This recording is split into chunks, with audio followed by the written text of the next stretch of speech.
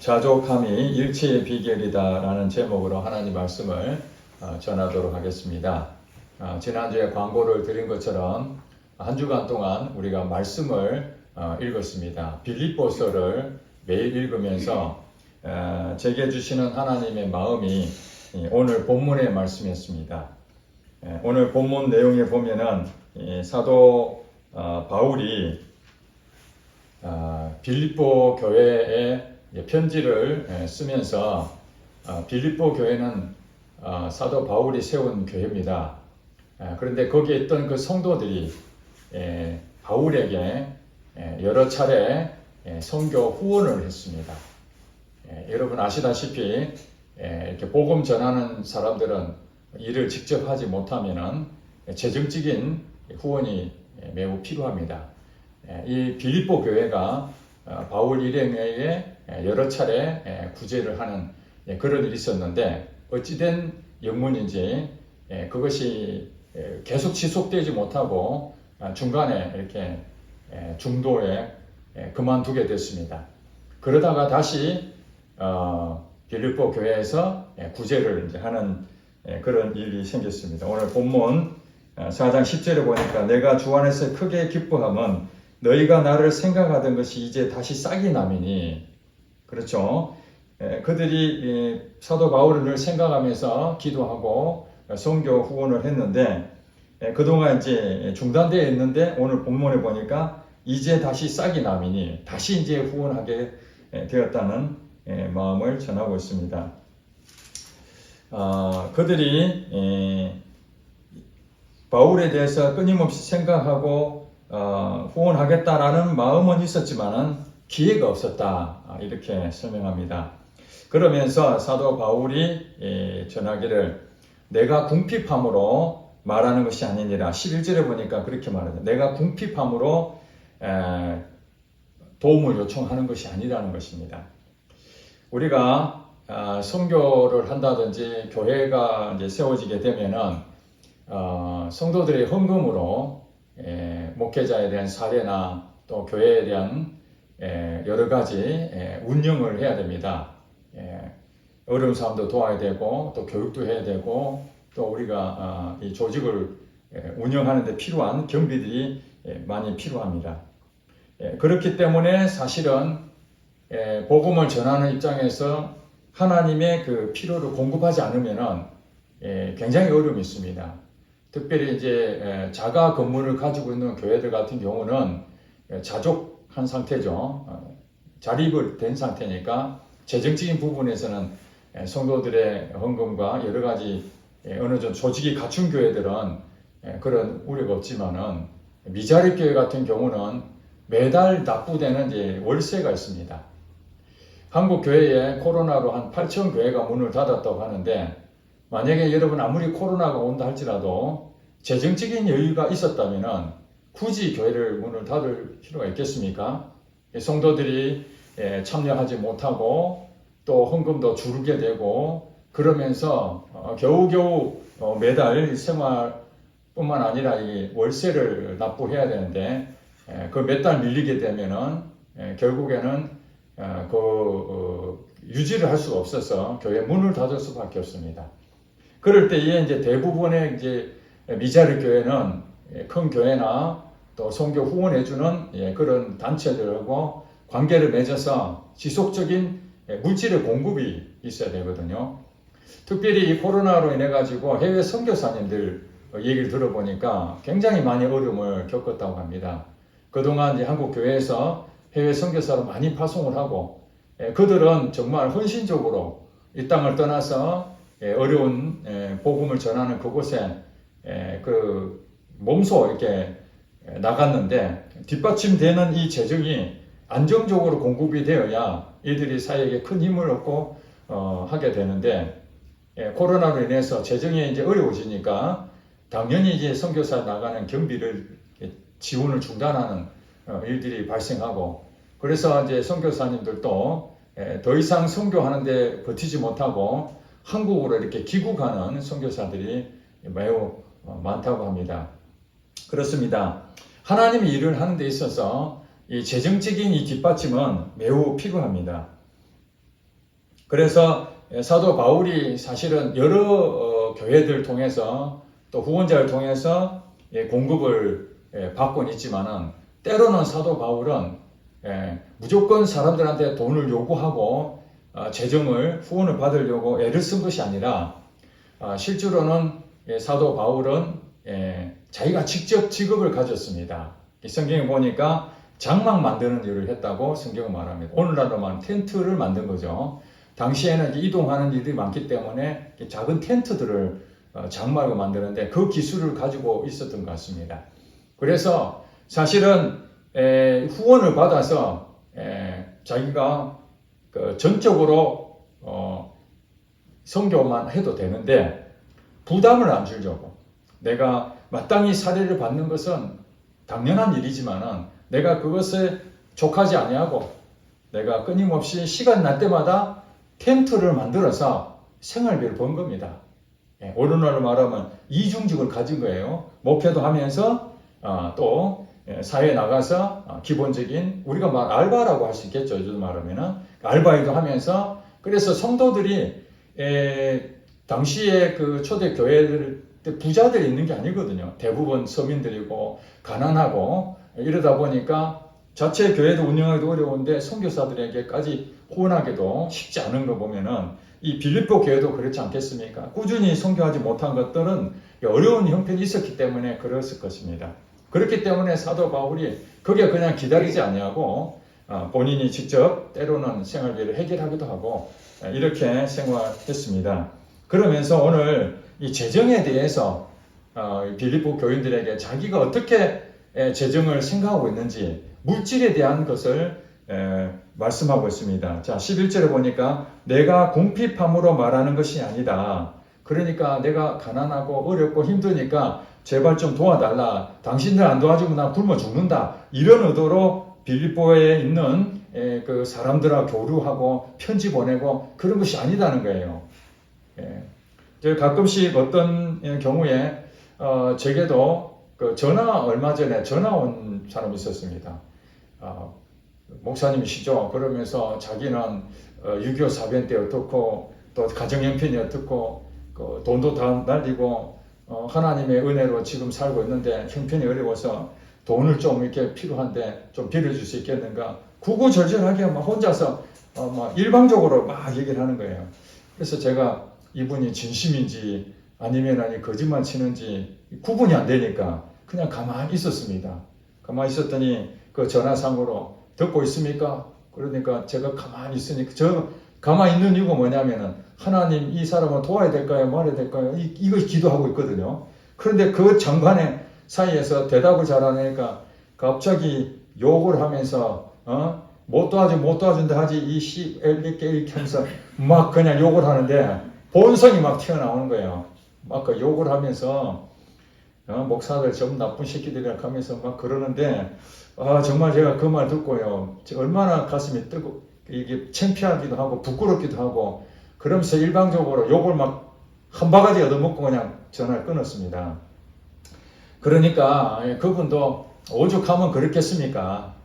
그냥 해도 도와주지도 않으니까 어떻게든지 마음을 다해서 자기의 이 도움을 요청하기 위해서 그렇게 낮은 자세로 그렇습니다. 이 사도 바울은 그렇지 않았다는 거예요. 자기가 아무리 하나님의 복음을 전해 돈이 없다 할지라도 부담을 주고 그런 분이 아니라는 겁니다. 그러면서 하는 얘기가 어떠한 형편에든지 나는 자족하기로 배웠다. 어떠한 형편. 여기서 이제 구체적으로 나온 것이 12절 말이거든요. 어떠한 형편. 여러분들 삶을 살아가면서 뭐 좋은 형편도 있고 어려운 형편도 있잖아요.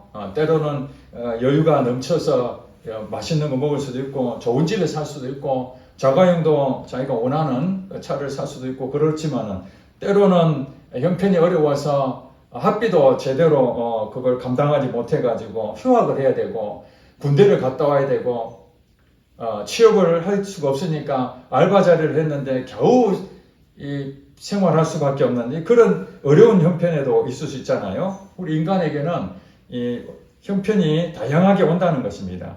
자, 예수를 믿는 사람들은 어떨까요? 예수를 안 믿는 사람들은 어려운 일을 당하고 예수 믿는 사람들은 안 당합니까? 어떤 사람들 그렇게 얘기합니다. 내가 교회를 다니는 목적이 지금까지 너무 어려웠는데 부자가 좀 되고 싶다.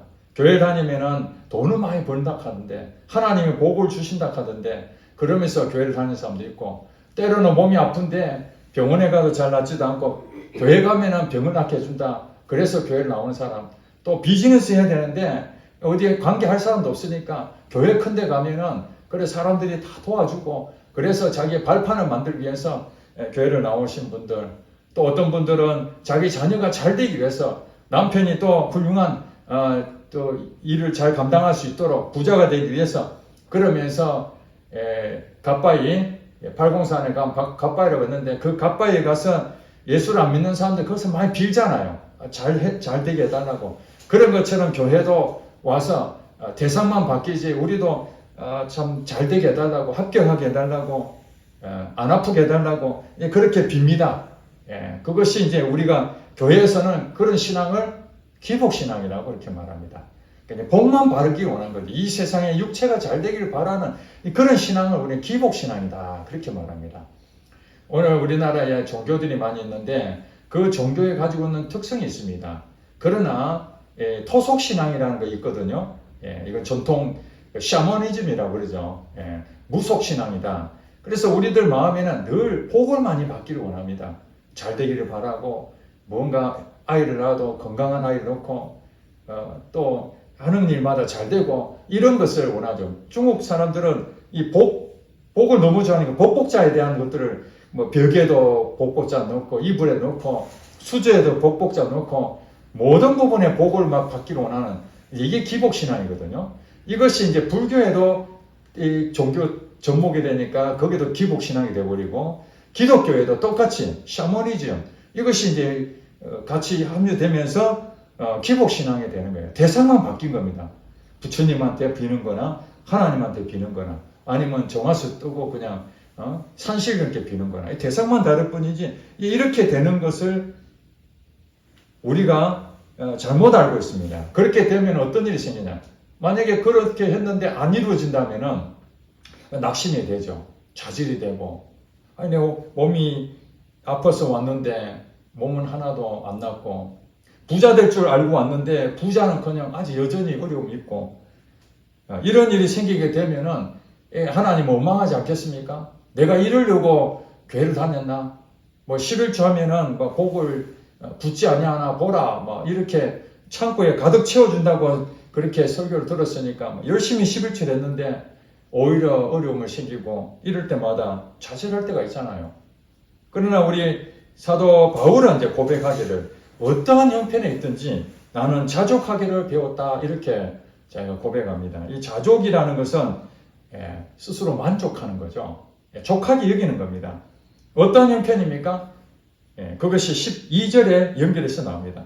나는 비천에 처할 줄도 알고 아주 그 천한 자리 천한 곳 거기에서도 만족한다는 거예요. 우리는 지위가 높아지면은 만족하지만 예를 들어서 좌천을 당하잖아요. 어떤 일을 맡겼는데 거기에서 쫓겨나는 경우 아니면은 그보다 더 못한 자리로 이동했을 때에 우리는 뭡니까? 나를 인정 안 하는구나. 견디지 못합니다. 거기서 인정도 못 받고 월급도 좋고 사람들한테 무시도 당하고 이런 자리에 처하면은 많이 힘들 겁니다. 그런데 예수를 믿는 사람들 가운데에 정말 믿음 있는데도 그런 자리에 갈 수 있다는 것을 우리는 알아야 됩니다.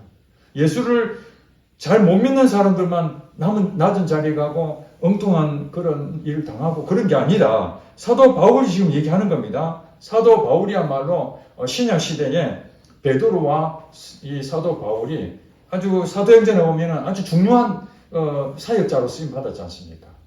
그렇다면 이 사도 바울이 얘기하는데 나는 비천에 처할 줄도 알았다 이렇게 말하는 것은 사도 바울도 하나님의 정말 신실한 그런 사명자인데도 불구하고 사람들한테 무시를 당하는 그 자리에 완전히 말석이 않는 그런 위치까지 본인이 처한 적이 있었다는 거예요. 그러면 어떻다는 거예요? 그 비천에 처할 줄도 안다는 것은 그것을 감당했다는 것입니다. 거기에 절망하고 하나님 내가 사역자인데 왜 이런 자리를 보내셨습니까? 이렇게 원망할 수 있잖아요. 여러분, 선교사들 중에 좀 편한 선교사도 있습니다. 유럽이나 미국이나 일본이나 이렇게 위험 부담이 없고 생활도 우리나라보다 더 잘 살잖아요. 그런데 선교사 나가신 분들은 경제적인 부분도 상당히 많이 들지만은 그런 데는 좀 여유가 있지 않습니까?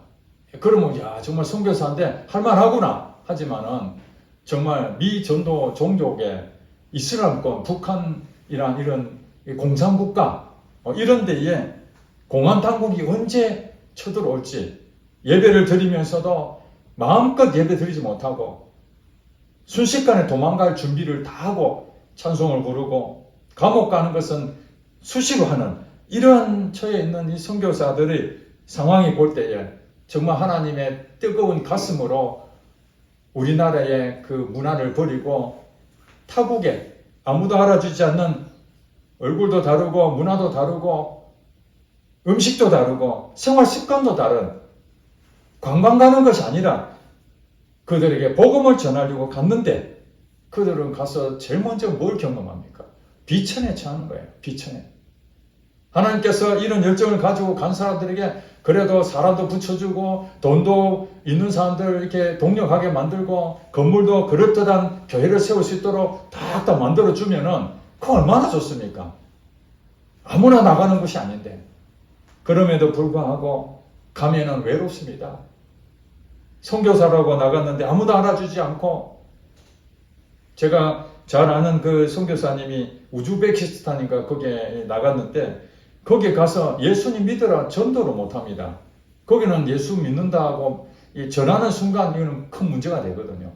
그들은 뭐냐면 예수 믿으라고 전하지 못하고 삶으로 전합니다. 삶으로. 그래서 몇 년 만에 귀국에 대한 그 소식을 이렇게 들어보면은 하는 일이 없어요. 그냥 그들하고 같이 밥 먹고 같이 놀고 그냥 그리스도의 사랑을 전하는 것뿐입니다. 열매가 뭐냐니까 성도 한 명도 없어요. 그저 한국말 가르쳐주고 컴퓨터 이렇게 가르쳐주고 그들의 어려움이 있으면 가서 도와주는 이것이 그리스도의 사랑으로 전하는 것밖에 없어요. 그런 경우에서 우리가 볼 때에 얼마나 비천합니까? 열매도 없잖아요. 하나님께서 저에게 교회를 세우라는 그 마음을 주고 목회자로 부르셨습니다. 그래서 하나님의 거룩한 마음으로 내가 원해서 한 것도 아니고 하나님께서 지명하여 너 목회자로 나의 사역을 감당하라. 아멘 하고 들어왔지만은 목회하기 전에 한 10년 동안 정말 어려움을 겪었습니다. 저는 가라 그러면 바로 목회 길이 열리고 또 성도들도 예비된 성도들 붙여주고 재정적으로 기도 후원자도 생기고 정말 하나님이 교회를 세우셨으니까 또 저를 목회자로 불렀으니까 다 조건들을 갖춰놓고 이렇게 시작하면 얼마나 좋겠습니까? 그렇게 하나도 없는 거예요. 저게 10년 동안이나 정말 어떻게 말하면은 척박한 그런 상황에서 재정적인 부분들은 다 거두어가시고 재정의 어려움을 얼마나 겪었는지 모릅니다. 배고픔이 있는 거예요.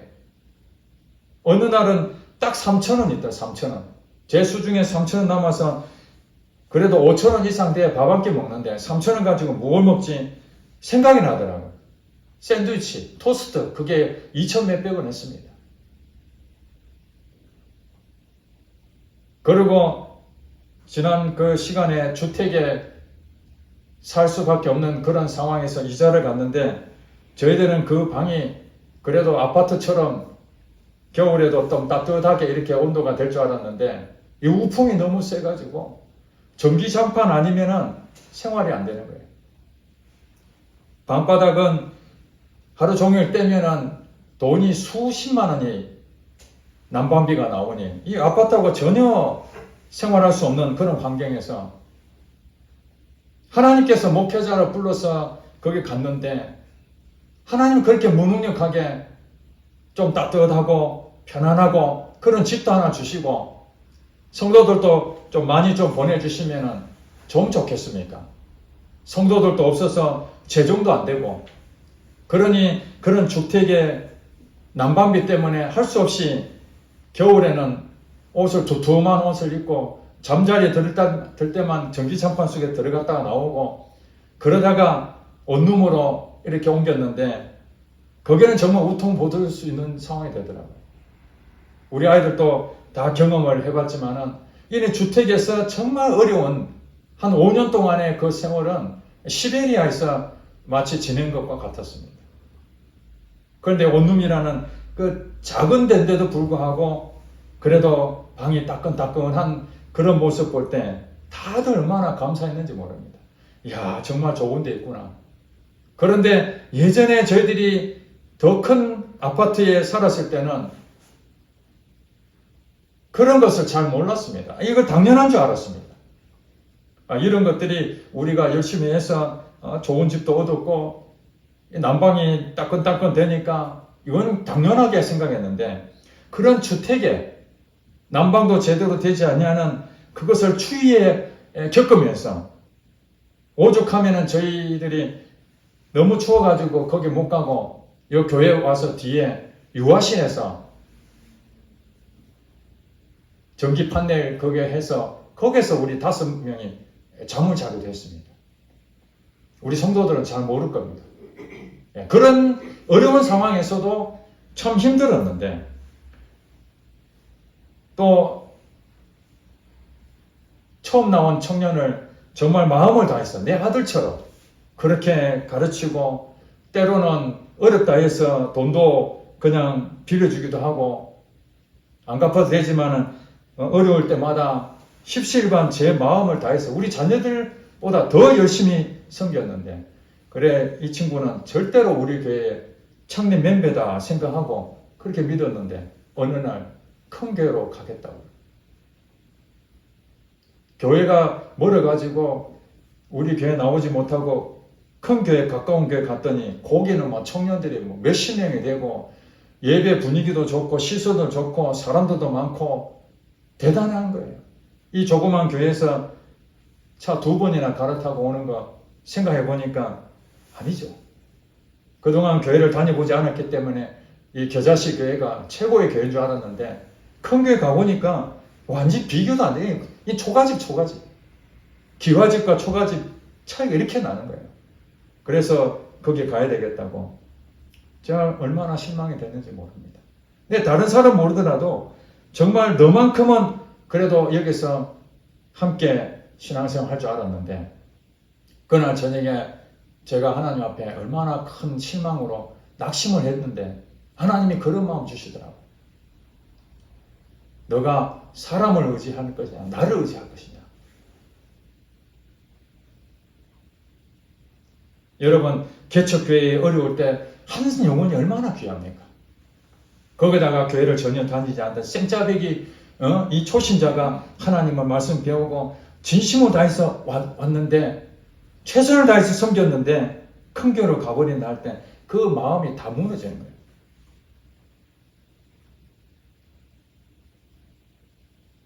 그래서 제가 그때 결심했습니다. 그렇구나.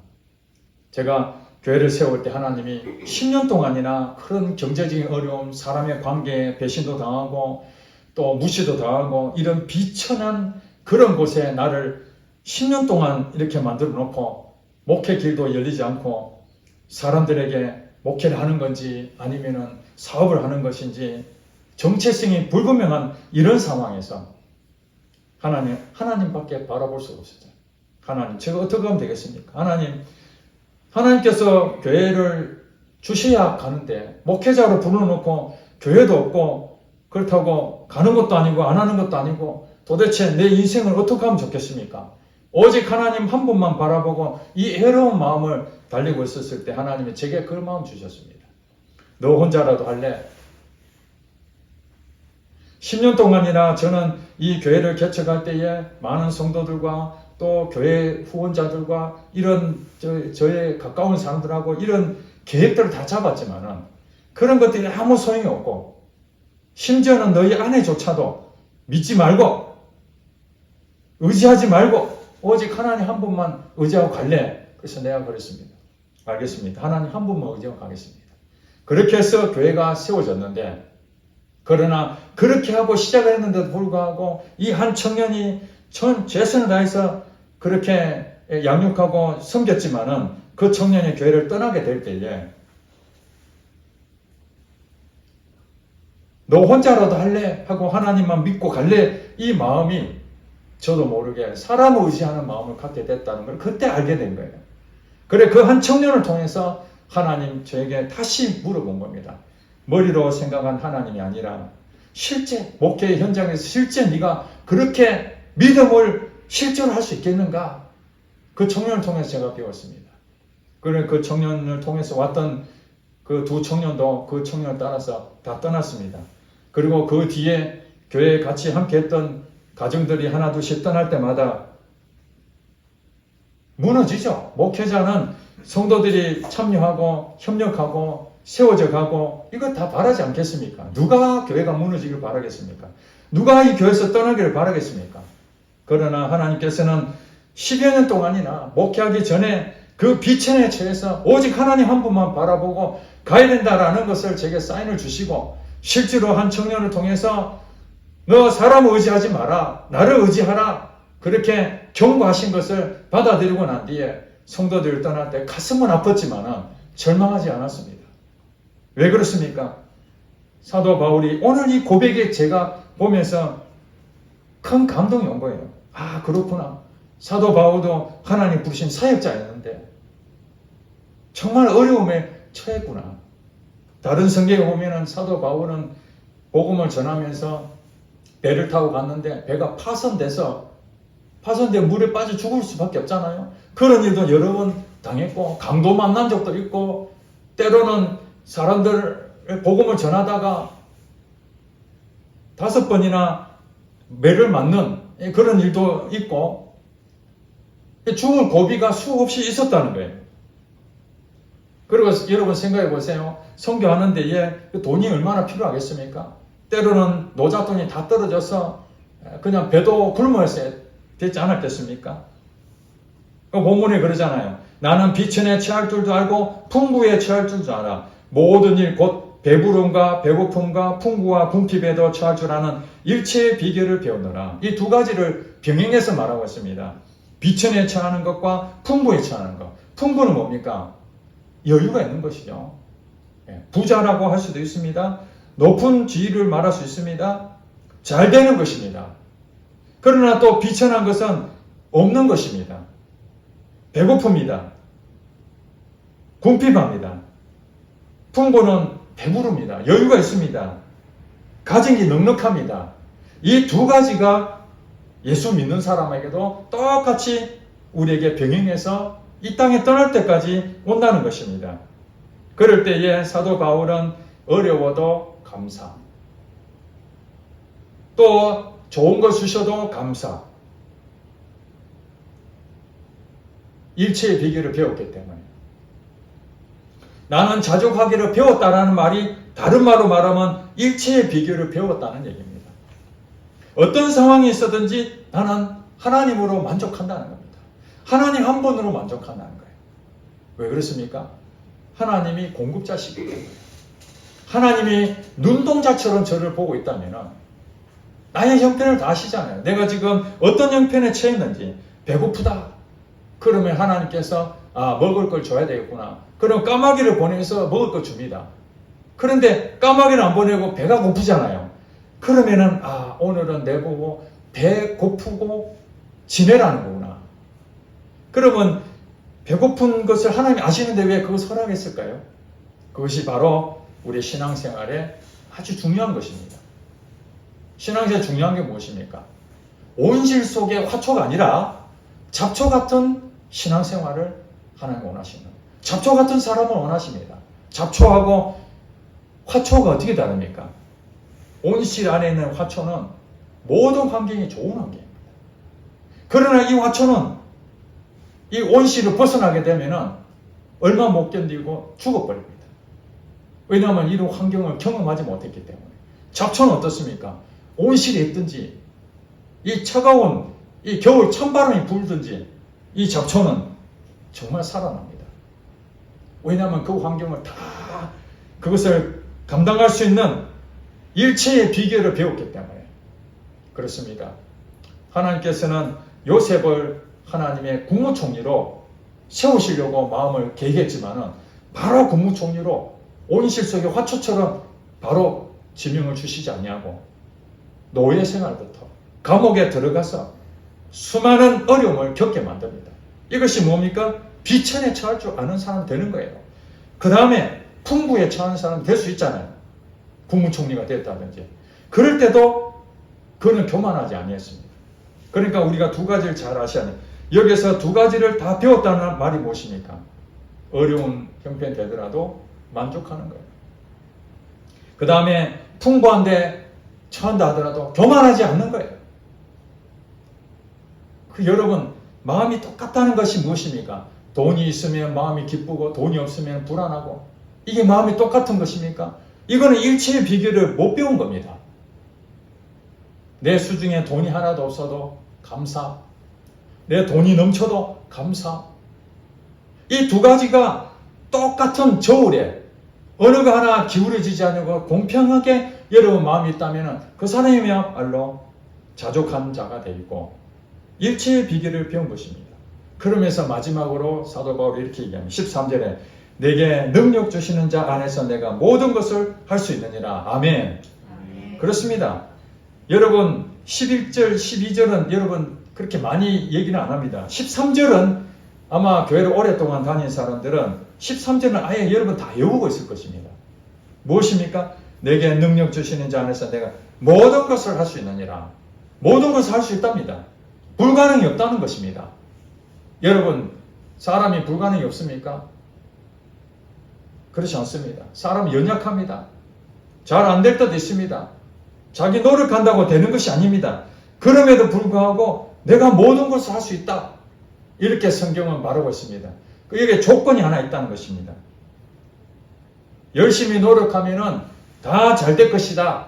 그것이 아니라 내게 능력 주시는 자 안에서 가능하다는 겁니다.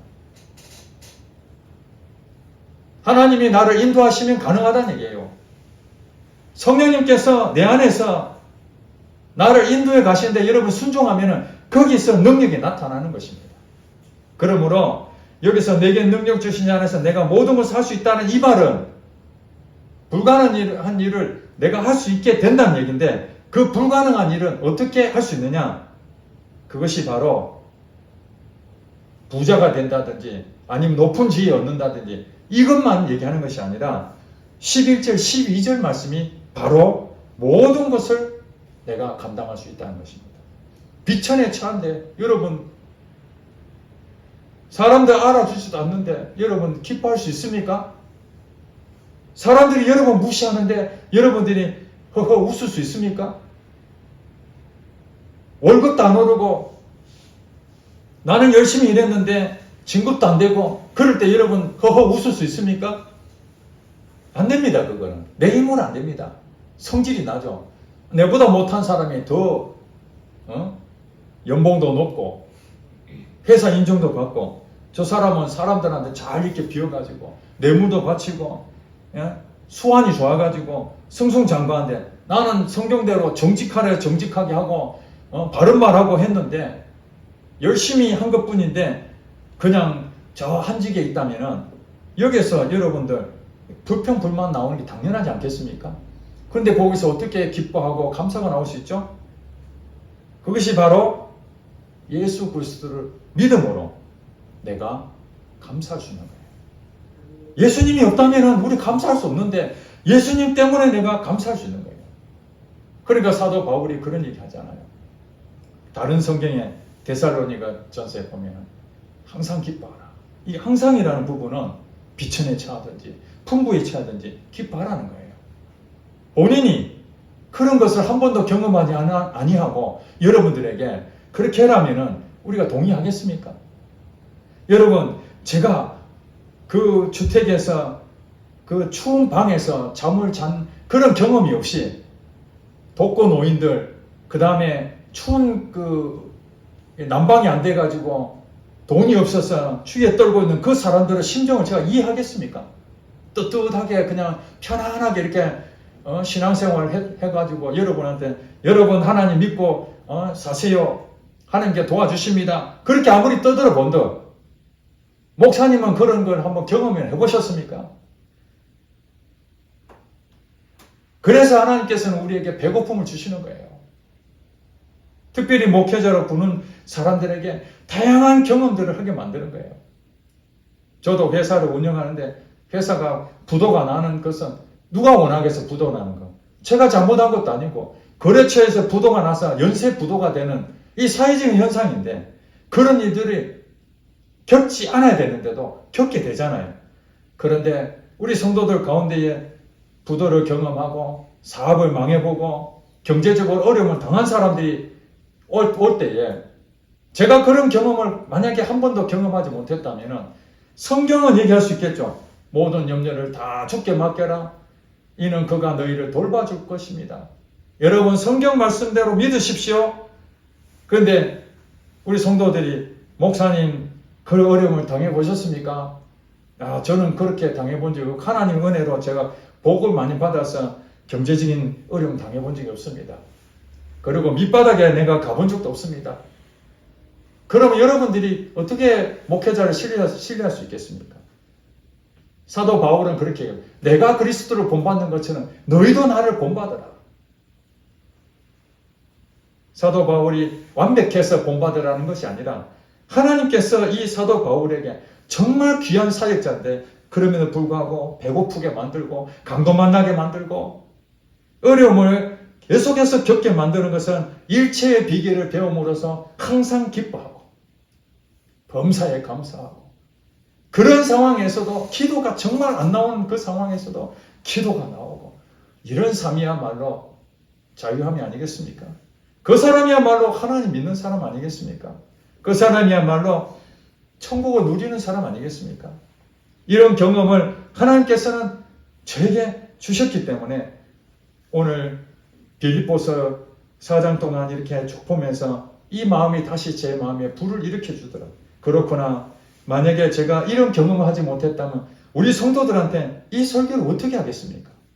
그때 그 상황을 다 겪게 만든 것은 바로 사도 바울이 자기도 겪어서 고백한 것처럼 저도 이런 고백을 통함으로써 우리 성도들도 이런 아픔이 있고 어려움이 있고 힘든 환경이 있을 때에 하나님을 믿으십시오. 하나님을 믿는다면 그 하나님이 여러분 처지를 다 아시고 여러분 입속에서 불평불만을 제하시고 감사의 조건이 넘치게 될 때 하나님이 영광 받으시는 거고 예수 안 믿는 사람들이 너 진짜 그런 상황에서도 어떻게 감사가 나올 수가 있나? 너 지금 그 상황에서 어떻게 모든 것에 대해서 기뻐할 수 있느냐? 빌립보서의 전체 주제는 기뻐하랍니다. 기뻐하라. 감옥에서 있는 이 사도 바울이 성도들에게 기뻐하라. 재정에 대한 부분을 얘기했지만은 그는 감옥에서도 기뻐하고 돈이 없어도 기뻐하고 병이 들었어도 기뻐하고 모든 부분에 기뻐하는 그렇게 된 것은 본인의 능력으로 된 것도 아니고 본인이 애를 써서 된 것도 아니고 하나님 안에 있을 때에 하나님과 깊은 관계 있을 때에 그런 일들이 실제로 자기 삶에 나타나는 것, 이 믿음이 실제가 된다는 것, 이것이 사도 바울이 고백했던 것입니다. 사랑하는 성도 여러분, 여러분 형편은 어떻습니까? 지금은 여유가 있을 수 있습니다. 교만하지 마시고 그것도 늘 만족하면서 감사하시기 바랍니다. 그 어려움이 있다 하더라도 그게 낭망하지 마시고 그것 때문에 원망하지 마시고 그 속에서도 기뻐하고 감사하시기 바랍니다. 그래서 항상 내 마음이 평안을 누릴 수 있다면 그것이야말로 하나님이 이 땅에 주신 최고의 복일 줄 믿습니다.